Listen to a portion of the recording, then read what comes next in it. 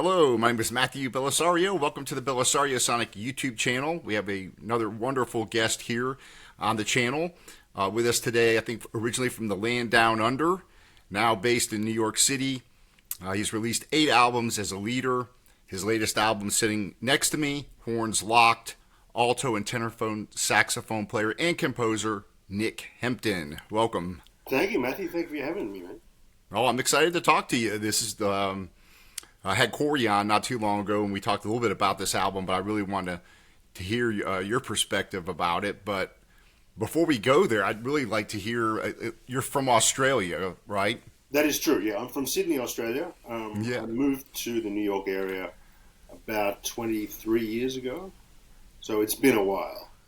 Yeah. So how did you get into? I was reading a little bit about you, and I guess you didn't start off by playing jazz. Is that correct? You kind of started off playing rhythm and blues and other things. Well, even before that, I mean, my whole family is classical musicians. Oh, okay. That's what I grew up around. So my parents, my father is an opera singer, my mother's a pianist, my brother's a cellist. So that was the music I grew up around. But being a bullheaded teenager, I had to rebel against that.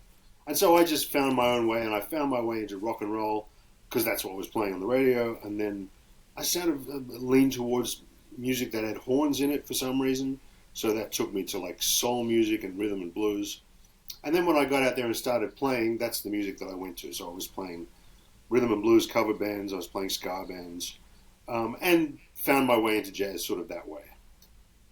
And so how did you what musicians or what particular albums or particular things drew you to jazz? Like how did you know you wanted to play jazz rather than doing some other kind of music?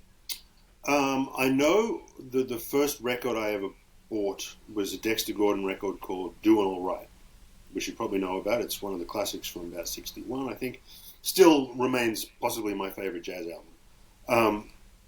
And I don't know what led me there. I think I was just so curious about this music. The only jazz I could hear, because like Sydney in the early 90s, early 90s, there wasn't a lot of jazz. There was a couple of jazz clubs, and I would go there whenever I could. There was jazz on the radio maybe an hour a week, so I would listen to that and tape record that off the radio and listen to that for the rest of the week. But I don't really know how I found jazz music. I was curious about it. There was a jazz record store. I would go in there and I think I bought something I liked the cover of, and that happened to be Dexter Gordon, and that kind of led me on a path from then on. And then how did you go to school for any formal music, or is it you're all pretty Not much really. self-taught? I mean, I attempted to spend some time at the Conservatorium of Music in Sydney. Didn't last very long. So yeah, basically I was lucky enough to find a couple of great teachers in Sydney. One was a pianist called Bobby Gabbett, who's still hanging in there, and he was the kind of bebop guy in Sydney. So all the American guys who came through, Johnny Griffin came through and played with Bobby, and I'm trying to think of who else. Betty Carter came through, and he would play with the visiting American straight ahead musicians, and so he was the guy that I studied with, and he really put me on a path. And then you started playing in the clubs in Sydney, like the Harbour Bridge. Is that? Well, the Harbour Bridge is a literal bridge. I mean, that's where when I was still trying to find my sound. When I was like 19 years old or something. I would drive. I mean, I was out of home by that stage, but I couldn't practice anywhere because all I was doing was like literally 6 hours a day of long notes, and it drives everybody insane when you do that. So, a buddy of mine, we would go out there at nighttime and just practice on the bridge because you could just blow as loud as you want. And we just play long notes and sort of trying to get our tones and embouches and things together. And that just seemed like the logical place to do it. So it's a good place to practice. And then as far as clubs go, were there any major clubs there that you played in or that you started off in? Or Yeah, I mean, there was a place in Sydney called Soup Plus, which was a basement jazz club, exactly the way you would want it to be. I mean, at that time it was still smoky and dark and dingy, and they had jazz music every night of the week. The quality wasn't always that high, but that was certainly our hang. In New York we have a club called Smalls, which is where the musicians like to go and hang. And in Sydney it was Soup Plus. And so I would go and hang out there at the jam sessions and eventually started getting booked there myself and hiring the older musicians I wanted to play with. That was always MO. You know, if I could book a gig somewhere and then hire the guys that I wanted to play with, that's what I would do. So there was Soup Plus, there was a club called The Basement, which I think may still be going. Those were kind of the main clubs, and I started to work a little bit there, yeah. And then, so in 2004, you go to New York, right? And so, what led you to make that move? Well, that wasn't actually the first time I'd come over here. I came over in 1996 when I was about 20, and then I came over in 2001. I'd always known that this was the place to be. Like it was drilled into me early on that if you want to play jazz, as somebody said to me when I was growing up, if you want to learn French, go to France. You know, and if you want to learn jazz, go to New York because that's where they play it the best. So I knew straight away that's where I wanted to be. So everything after the age of 18 or 19 was geared towards me getting over here. So I took jobs on cruise ships. That's how I used to save the money to come over here. So you go and do 4 months on a cruise ship and then make a trip to New York and then run out of money and then go do it again. And eventually 2004 is when I got my green card and made the permanent move. Cool. So when you get to New York, is it a completely? I would obviously you've been there a few times, but as far as the level of musicianship and all that, the jam sessions, was it a lot different than you expected?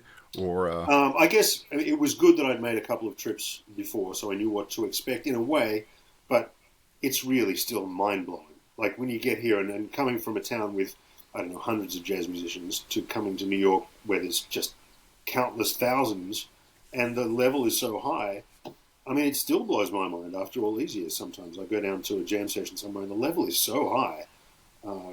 It's amazing. So yeah, it was intimidating and terrifying when I first got here, and still is to some extent.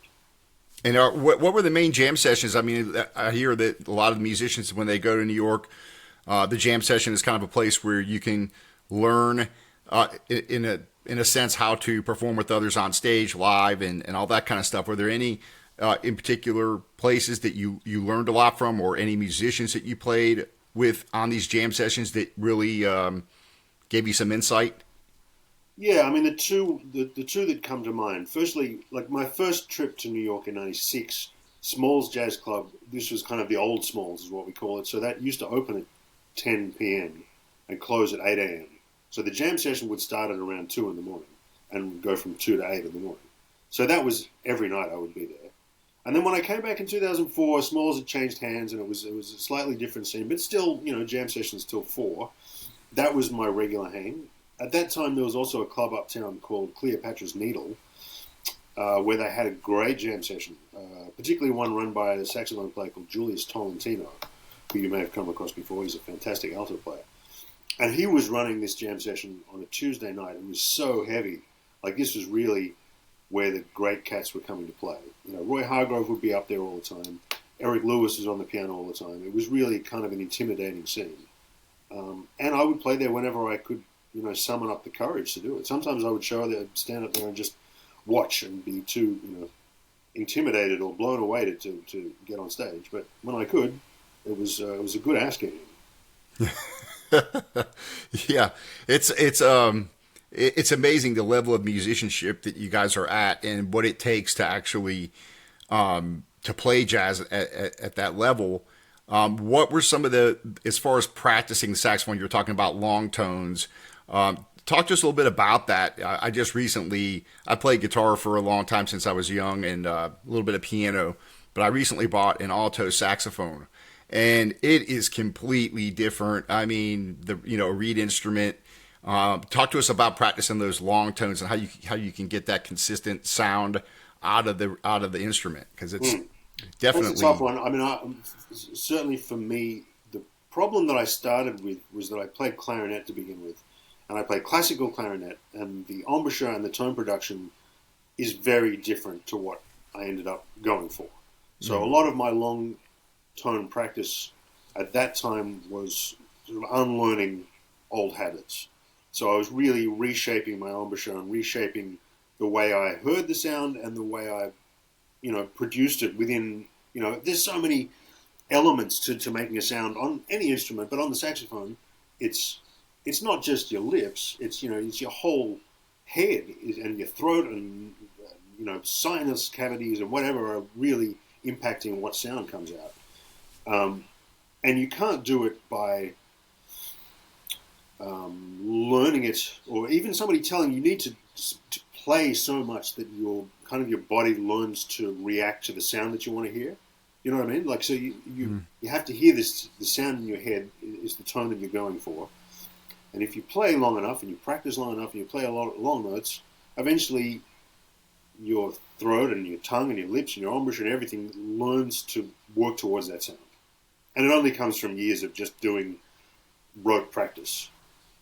Yeah, so basically it's just hearing it and knowing that you want that to have a certain tone to it.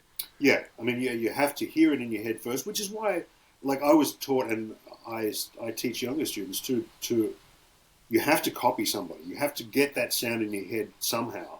If I'm not making the nice tone that I want, somehow I have to hear it. So the best way to do that is to go and listen to whoever your hero is. And when I started, it was Cannibal Adderley, and then it became Sonny Stitt, and these are the sounds that I wanted to hear.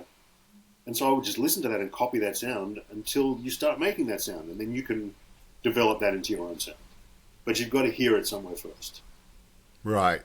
So did you do a lot of transcribing, or did you just listen to the records yourself and then do it by ear? I mean, I did a lot of. I mean, I don't really call it transcribing because I didn't write a lot of it down. I guess my technique for learning solos is I do like to learn how to sing it, then play it from memory, and then often I'll write it down after that from memory, because it's really that I like to get it really so deeply in my mind that I can write it down from memory.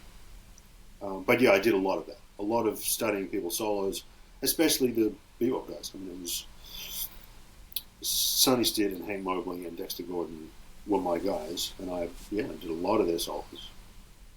And then you play both the tenor and the alto, right? Right. So alto was my main horn, and for many years tenor was just sort of a backup. I'd play it for rock and roll gigs, or I'd play it, just every now and again when I felt like it. But then as the years went by, it just sort of started to overtake it. And tenor, I actually play more tenor than I do alto these days, but not for any good reason.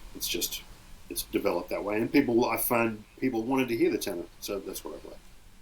Yeah, I find that interesting, and I don't know why that there's a lot more tenor players than there is alto players. You have any insight into that? Because I was, when I was trying to decide what I was going to purchase, I was like, I'm just going to get an alto. It's smaller. Looks like it would be easier to kind of start off with. Of course, Charlie Parker alto. But why do you think the tenor? Do you think it's just the range? I think. I mean, that's the way it usually starts out. People start on alto because it is easier to handle, and then often move to tenor. But I do think it is the range. It's closer to vocal range than the alto is, I think, and it seems to sit with people's ears better. I'm not quite sure.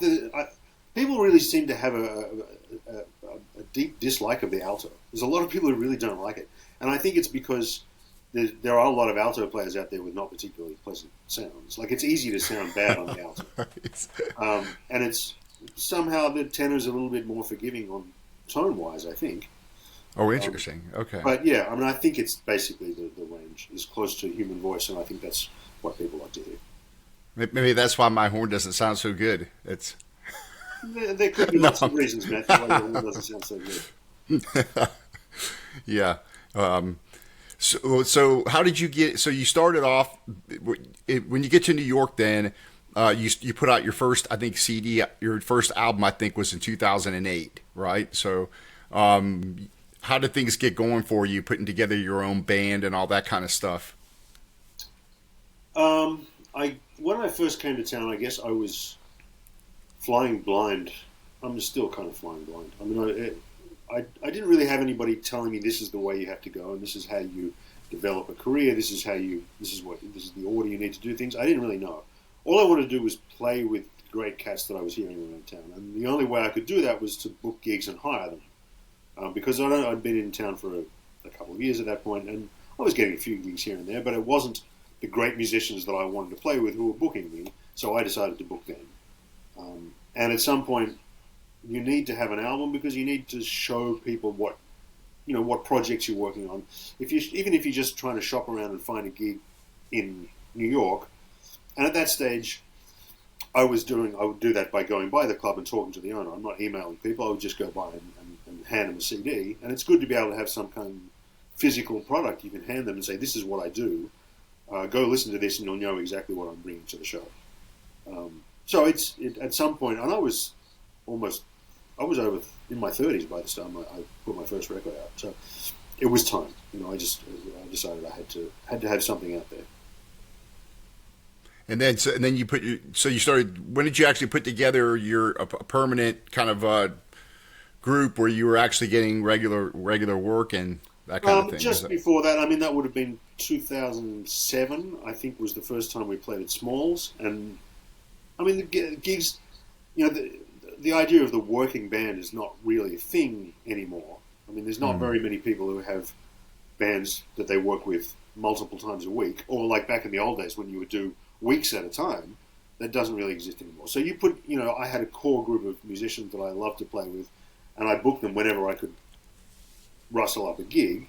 So I'd get them and we'd make a record. And it was about 2007, I think, that I put the band together. And that group stayed together for about, 5 or 6 years, I think. Then as far as, I think it's interesting because there's a lot of musicians coming out of the schools, jazz musicians that want to play, want to make a living, that kind of thing. I think Eric Alexander said, "I pity the fool that tries to do it."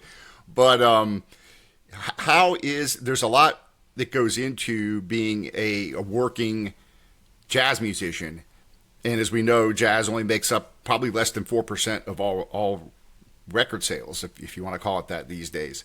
What did you find the challenges were and are to keeping, being able to make a living as a jazz musician? And is that, you also do teaching. I noticed that a lot of the musicians they teach lessons, or they teach at a school, or I so far have avoided doing that. Not because I don't like it. It's never something that I've focused on. And I put all my energy into traveling and playing clubs or playing venues of some kind of like. And that's all I focus on. Now, it's not much of a living, I'll be honest with you. It's tough. It's tough out there. And especially this year, at the moment, it seems harder than ever to find the work out there. But I don't know what the biggest challenges are. I mean, it's constant work. I mean, it's constantly reaching out to people, you feel like you're hassling people and berating them, but eventually you just got to keep writing emails to people and calling them on the phone and trying to rustle up work. And you've got to keep promoting things all the time. You put a record out, you've got to keep posting on social media, you've got to keep doing interviews, you've got to keep talking about what you're doing so you stay in the public eye, because there's so many people out there. I mean, like you say, the jazz schools are pumping out tens of thousands of jazz musicians every year, and there's no work. They're not going to play gigs.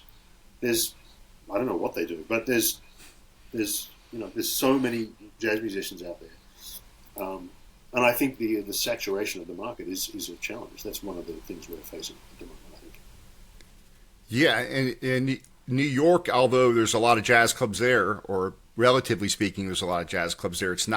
There's less now than there's probably been in probably ever, right? I mean, I feel positive about the New York scene because it still replaces itself constantly. Like the jazz clubs close, but then they open up again. And they might change slightly, and the style of club has changed a little bit over the years. Used to be dingy basement clubs that were kind of filthy. It's been replaced by sort of upmarket cocktail bars. But every time something closes, something else opens up. There's still. I'm relieved to say that New York is still very much a jazz town. There's a lot around.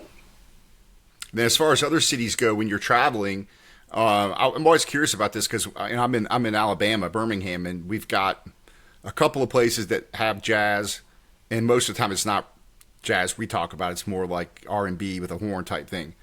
Atlanta, I think they've got one. You might see something in Nashville, but are there any other cities Chicago, LA, are those still, do you find a lot of work there or a lot of gigs there? Are you able to? It's even in the time that I've been doing this, it's harder and harder to tour in the US. I mean, because everybody's here now, like it's almost like the whole jazz world has decided that New York is the only place to be. So it's hard to find. I mean, every major city has a jazz club, but they used to have lots of them, and it used to be able to. There'd be little circuits, you know. You could find an area and travel around all the towns and play there, and now you can't really do that.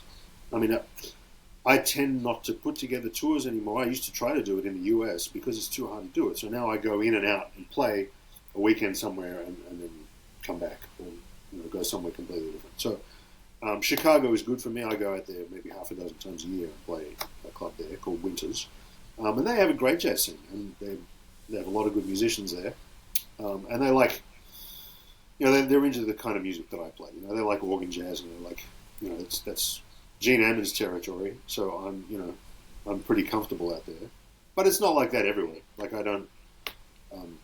Chicago is good. I go up to Vancouver where Cory is, play up there from time to time.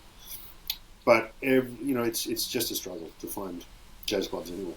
And in Europe, it looks like there's more going on over there. It looks like at least there's more. At least everything is a little bit closer together. So if you go over to Europe and you can spend 2 weeks, and you can take a train from town to town, and there's a club for you to play. When you get there, there's they don't pay that great, and maybe the musicians are not to the level that you would like to play with in New York.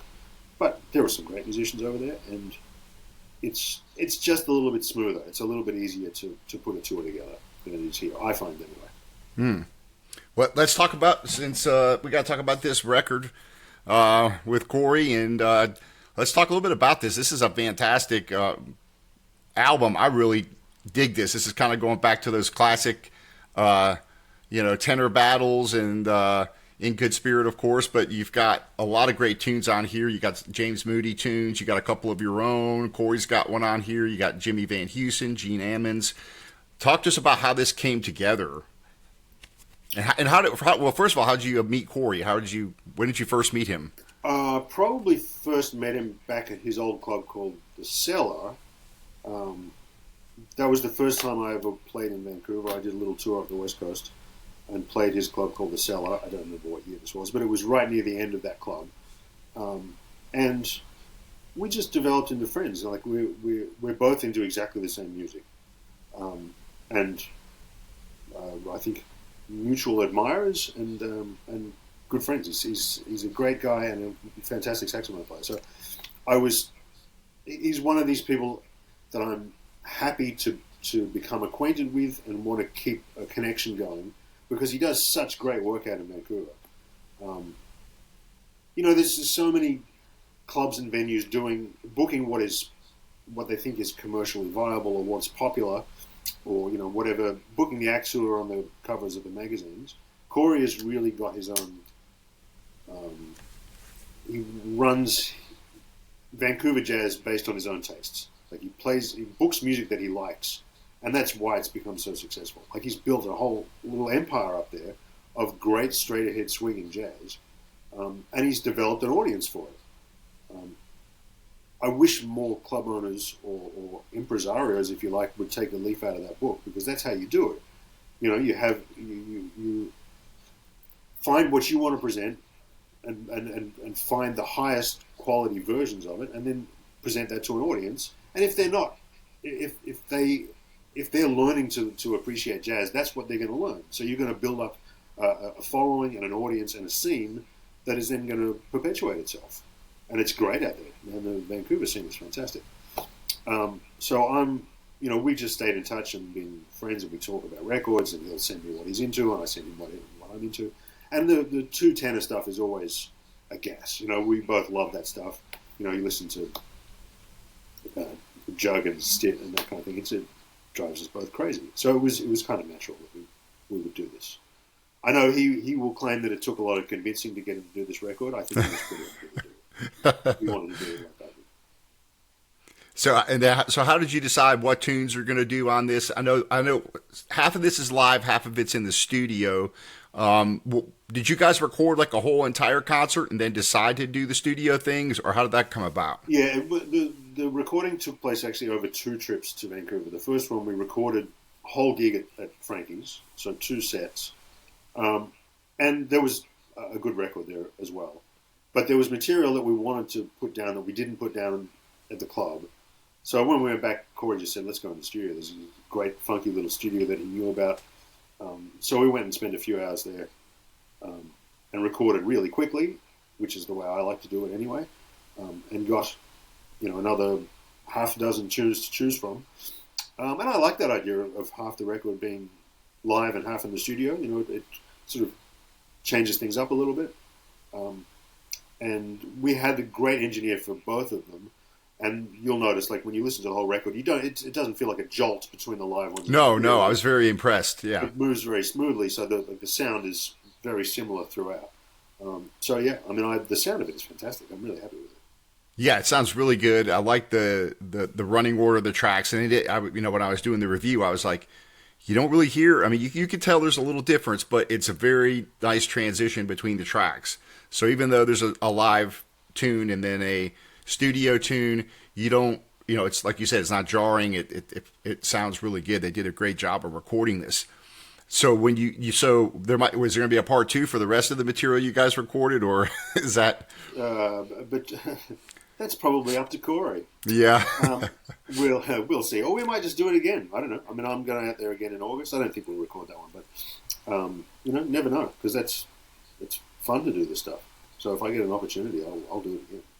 Yeah, and when you're recording this live, are you in the back of your mind kind of like, this is going to be recorded, or it's a little bit more stress, or you just don't even think about it? I used to get stressed out about that stuff in the studio and live, and now I almost refuse to get stressed about it. I'll get on stage, see the camera, see the microphones there, and then forget about it afterwards. As long as I'm standing in front of it, and I don't upset the engineer by wandering away, which I do sometimes, I just don't think about it. I'm going to have a couple of cocktails before we start, and I'm not going to think about it anymore. So we're just going to go have fun, play like it's not there. Yeah, and then as far as the studio goes, when you guys went to the studio, so you went there for one day? Yeah, the studio? 3 hours maybe, I think. So you just went in there, hit them all once or twice, and then picked the best take, and... Yeah, and that's how I try to do studio dates anyway. I try to keep it as close to a live gig as possible. I don't want to do a bunch of takes. Nothing gets better after the second take. And first is best usually. You can get things more correct after that, but you lose energy and vibe. So getting in there and just let's not worry about anything. Let's pretend it's a gig. It's just a live show. Let's play and then go home. And whatever's there will be good because trust yourself. And then about the arrangements of the tunes, were those just pretty basic? And it's like, okay, you're gonna just take turns back and forth kind of thing when you guys were that was very casual, and I think the listener will hear that there's not anything too intricate or overly composed. Some of them we stole directly from recordings. The moody tune, Last Train from Overbrook, we pretty much lifted that arrangement from Lockjaw and Johnny Griffin, and the other ones I think we talked about it at the bar before the gig, and then came up with a couple of little lines to put behind it. But again, basically, whenever I play, I do try to keep things as simple and straightforward as possible, because just the way I think about things when I play, I don't want to have too much on my mind when I start playing. I don't want to think, I've got that arrangement coming up, I've got to remember this bit, I've got the key changes, whatever. My goal on stage is to have a blank mind. So just to let ideas come, and I like that for the other guys as well. So I always, on a gig or a recording session, keep things as simple as possible. Let's just play the tune, leave that empty space for creativity to happen if it's going to. What about the guys you have playing on here? You've got Nick Peck on the organ, and then you've got Jesse Cahill on the drums.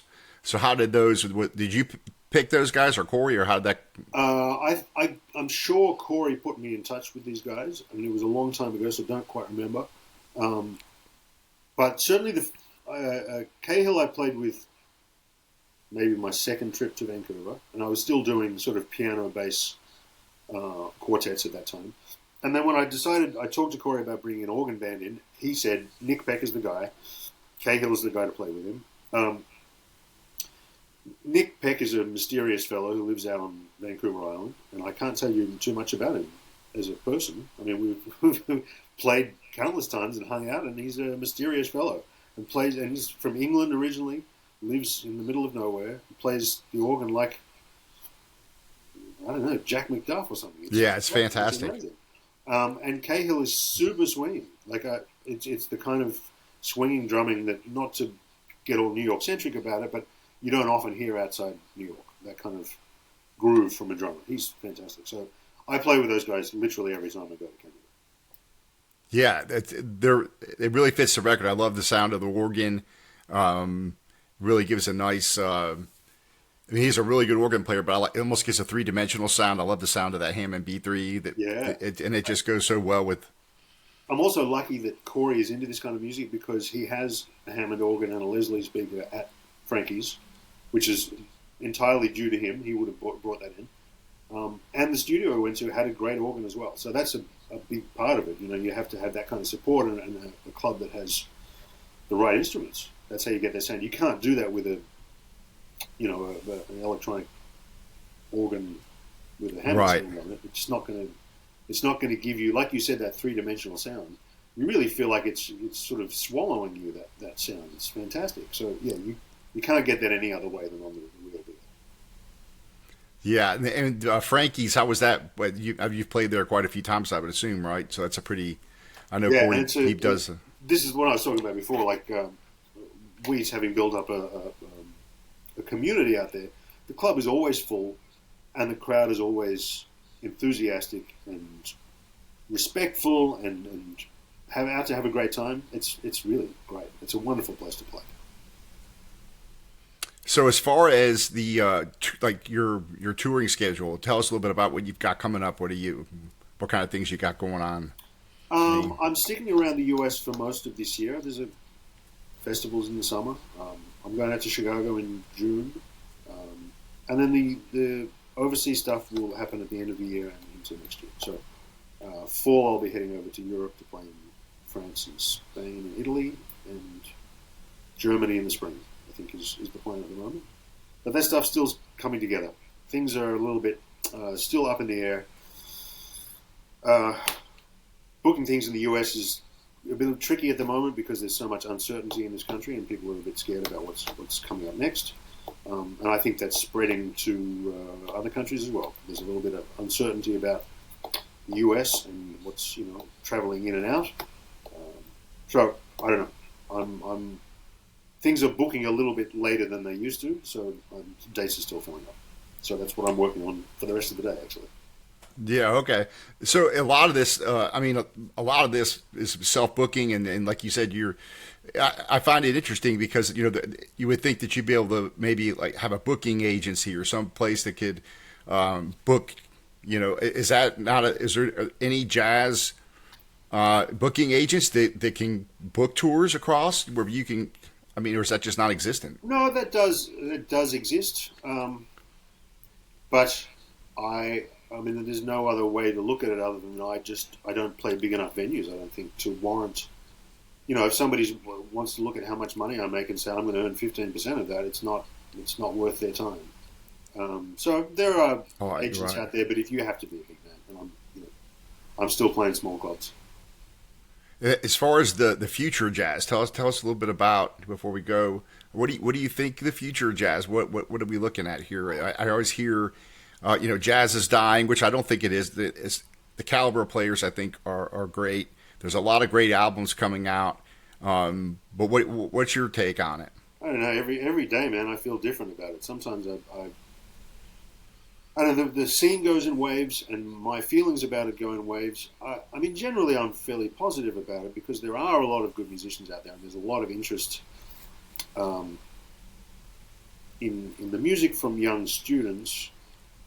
I don't know, a big issue for me these days is that audiences don't know what they're listening to anymore. So we're in a situation now where we have, like we're talking about, countless thousands of jazz musicians out there playing to audiences who don't really know what they're listening to anymore. There was, even in my time, 15, 20 years ago, there were audiences in New York who knew the jazz standards. They knew the great players. You could get up there and play a Sonny Rollins thing and they'd say, that's Sonny Rollins. That doesn't happen anymore. Like, nobody knows. So, I mean, a big part of my job now, I feel, is teaching audiences how to listen to jazz and how to have a good time. So that's something that I am concerned about, because I feel a lot of young musicians are not doing that. They're out there playing what they think is hip and cool and not really worrying about whether the audience is getting it or not. And I think a lot of stuff is going over people's heads. So one of my concerns is engagement with audiences, which we need in order to keep audiences coming back. We need to work on audiences as much as we need to work on the business itself. So that has to be a consideration. But like we said, there's lots and lots of great musicians. I don't know. I'm feeling okay about it today. Yeah, it's definitely, as far as, I notice a lot of these, I think very talented musicians, they write a lot of their own compositions, and it's great that people are writing new compositions.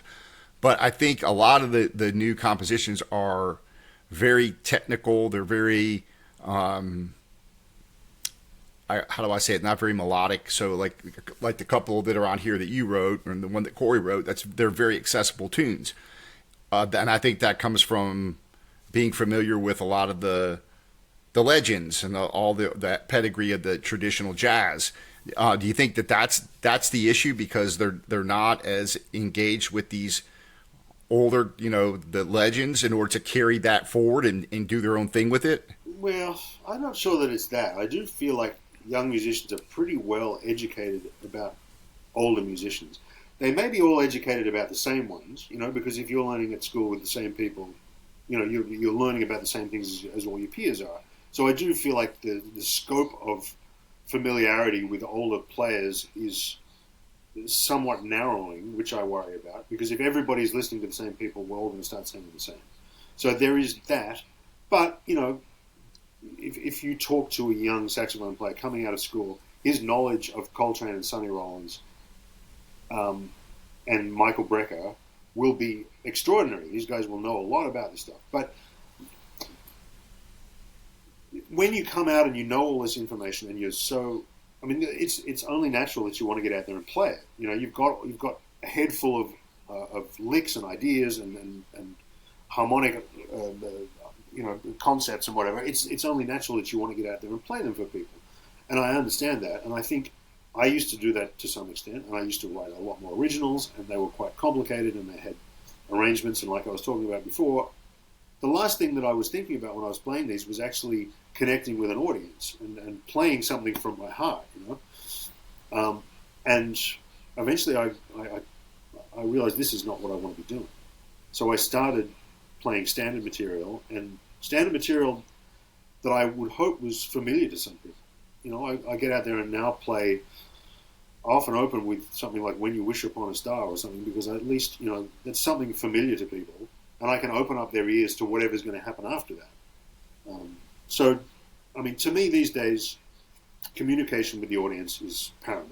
That's really what I'm here for, and so playing more complex things than I think people are going to be confused about is not really what I'm interested in doing anymore. I have to keep things simple, straightforward, and direct, and build up a sense of trust. Every night you have to do this. You have to, you talk about. I read interviews with comedians talking about this. When you go on stage, you've got your first joke, or you've got 10 seconds to build trust with the audience, so that after you do that, they will follow you with wherever you go. And I think it's exactly the same as what we do. So you have to go out there. These people have never seen anything like this before. The audiences that I'm seeing now, people in their 20s and 30s, have not grown up with live jazz. They don't really know what's going on. So you've got to take them by the hand and bring them in. This is how we do it. It's really fun. You're going to have a good time. Here's something recognizable, or here's something simple and direct that you can understand. Now come with me. We might go somewhere weird after this, but trust me. I know what I'm doing. Interesting, because I think a lot of times people that are into jazz assume that the people that are showing up are going to be open to hearing things that are far out, or things that aren't necessarily heavily melodic or whatever. So I don't know if that's something where like, but basically it's like, hey, we're playing jazz, and the people that are coming should obviously be into what we're doing, type thing. Yeah. Yeah, well, there is an element with some players of I'm just going to present what I do, and you as an audience are there to observe it or appreciate it from afar. No, that's not always a bad thing either. I mean, you don't want to underestimate your audience either. So, like, you don't want to get up there and play idiotic melodies for them. You have to go up there and present real grown-up music for them. And if you want to go out there and play something really abstract and difficult, I mean, go for it. If it's, as long as it's not, too self-involved, as long as you're doing it for some higher reason than just showing off what you can do, it can be great. But that is a big challenge these days. And if you're a young person going out on a date, to a cocktail bar, and you're spending a whole bunch of money to impress the person you're with, mm-hmm. and you get some really difficult out music, it makes a hard evening, and maybe you're not going to get busy when you get home, and that's what I'm hoping to do. Yeah. Yeah, I think since I kind of compare it, if you look back to the swing bands, the swing days of all that, and that was like, oh, I can dance to it, right? So you get Charlie Parker, Dizzy Gillespie, and it's like that demands more attention. That demands a little bit more, because you really can't dance to bebop, really. I mean. Well, that's the thing. I mean, Dizzy Gillespie used to say that he could dance to bebop fine. So, but then, they kind of adapted. But I guess that mentality of, if we build it, they will come type thing with jazz. I guess there's two ways of looking at it, aren't there? Because that bebop got very complicated very quickly, but it was always groovy.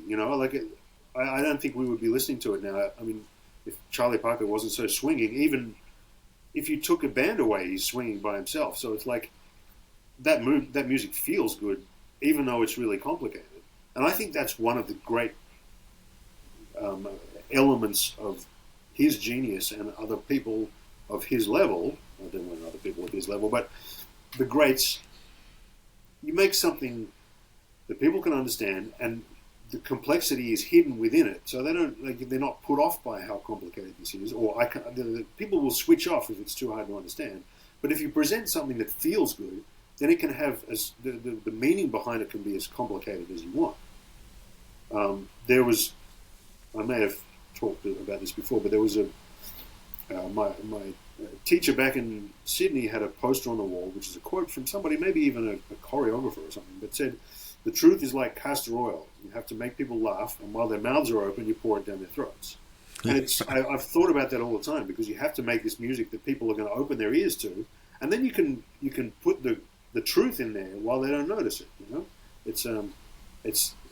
That's a balancing act. It's really hard to find, but that's what I'm going for. Yeah. So you definitely have. Yeah, you're definitely. Who are, if you had to name the most influential? You named a couple already, but as far as alto saxophone players to study, tenor saxophone players to study, who are your, if you had to name a few of each? Okay, well, Sonny Stitt is my number one guy on alto. Always, pretty much always has been. I think that tone is spectacular. I love it. His time is fantastic, and his phrasing is beautiful. And I always send young musicians to Sonny Stitt because, when I started, it was Charlie Parker. I was going crazy for Charlie Parker. I listened to him all day. I was just learning solos and whatever. And my teacher came to me at one point and said, "Listen, Charlie Parker is your lifetime of study. You'll be studying this until you die. You're starting out, find that information somewhere that's easier to understand. So go to Sonny Stitt. Stitt took Bird's language and made it easier to understand. It's all there. You study Stitt and you've got all of bebop in there. So he's the guy, and a great tone to go with it. Certainly you can't go past Johnny Hodges for just sweet tone, and if you want to know how to play a ballad, that's your shit. And Charlie Parker. There's lots of others. I'm a big Benny Carter fan. I love Cannonball. But yeah, Bird and Stitt and Johnny Hodges would be my guys. Yeah, and as far as you were talking about tone, well, I'm just curious what. Let me get a little technical here, but as far as like your reed choice, the mouthpiece choice, how does all that, and does that, has that developed as you've played? Because I'm always curious. Like right now, I'm using a 2 reed because that's like the only thing I can get a sound out of. Yeah, I mean, that has changed. It doesn't change so much now. I mean, the last 10 years, I feel like I've found, a setup that I'm pretty comfortable with. But I've never been one to change. I'm playing the same tenor mouthpiece I played when I was 19. I've never played anything else. And I've changed. I mean, and in terms of reeds, it's like Branford said, it's like weightlifting. You really need to build up the muscles before you can move up a strength. And you want to get up there. I mean, I use 4s or 3.5s usually on both horns, and you want to have something. You want to be able to project. So, I mean, I don't think about it very much, but I still practice long tones every day. That's and working on my sound is something that I still do daily. So long tones, when you practice, you're just practicing one note and trying to sustain it to where you can get that tone and hold the tone. Yeah, I mean, I think everything can come from long notes. I mean, that's where you work on your breathing. That's where you work on your posture, breath control, and tone itself. Stand in a corner, stand against different, a different, hard wall, a soft wall. So you can see what different resonance you get from different parts of the room. I think an enormous amount, and then keeping breath control, keeping it steady. Comparing one note to another, if you're going to play a G sharp for a long time, make sure you're getting your A is exactly the same tonal quality. That kind of minuscule stuff, but that's, you can spend 20 minutes a day doing that. That's good. Yeah. Yeah. The big difference, when you're playing guitar, piano, the instrument, you pretty much hit the key, it makes the sound. Obviously there's more to it than that, but on the saxophone, you have the different things that are involved. All the things you're talking about, your breath, the way your embouchure, the reed, the mouthpiece, and it's definitely makes it more challenging to play. What are your recommendations for newbies, and also the difference being of the notes, because it's a B flat instrument and everything is on it's not like guitar where you play an E, it's an E, you have to transpose, which to me is very, very annoying, because it's like, oh, you're playing it, one note, but it's not really that note in concert pitch. And everybody at the jam session here, it's a concert pitch. So it's everything else is irrelevant when you go to the jam session. The note is what it is. Yeah, so, that is a challenge, and I think the longer you do it, the easier it gets, because you really do have to think of things in 2 keys at the same time. Because, if you're playing alto, I guess I think mostly in concert pitch, because I'm switching from alto to tenor, so that's E flat to B flat. I play the piano a lot in C, so like I feel like I have to know the tunes in all the keys and think about them. I just have to think about concert pitch, really. Like when I'm playing a C on the tenor, it's a B flat. It's just easier for me to think that way. But you have to have them both in your mind at the same time. So I don't know if there's any simple way of doing that. You just have to keep doing it. All right. Well, I really appreciate you coming on and sharing with us your story, and I'm really excited. I hope maybe we'll have a part 2 on this album, because this is fantastic. So for everybody out there, I'm really glad you enjoyed it, and thank you. And maybe we can get everybody that comes on the channel. I do a lot of vinyl. Everybody. And so this channel actually started out as more of vinyl reviews, and I've slowly kind of just focused on music reviews. So, and of course focusing on the newer albums like this, because these don't get enough attention, in my opinion, and it's guys like you that are keeping jazz alive. So hopefully maybe everybody comes on and leaves a comment, how come it's not on vinyl? And it's like all that kind of stuff. And of course that's something that Cory and I have talked about. I would love that to come out on vinyl. It might be a little while. I've got another album that I did a few years ago called Night Owl, which I'm planning to put out on vinyl this year. Oh, really? So I'll let you know about that for sure. I'm glad to see that that's a little bit. It's coming back. It's good to see people thinking about vinyl records again. Yeah, that's definitely with the vinyl collectors, of course, a lot of the vinyl collectors are collecting all the old stuff, which is great. We like all the legend and the legends and all the Blue Note stuff and all the reissues and all that. But I think unfortunately a lot of the new stuff goes by the wayside, and actually a lot of the new ones like that Cory's putting out, there's only 200 or 300 of those made most of the time, and they actually are rarer than 5,000 Blue Notes. Right. Although it's easy to sell 5,000. John Coltrane albums or Bill Evans or what have you.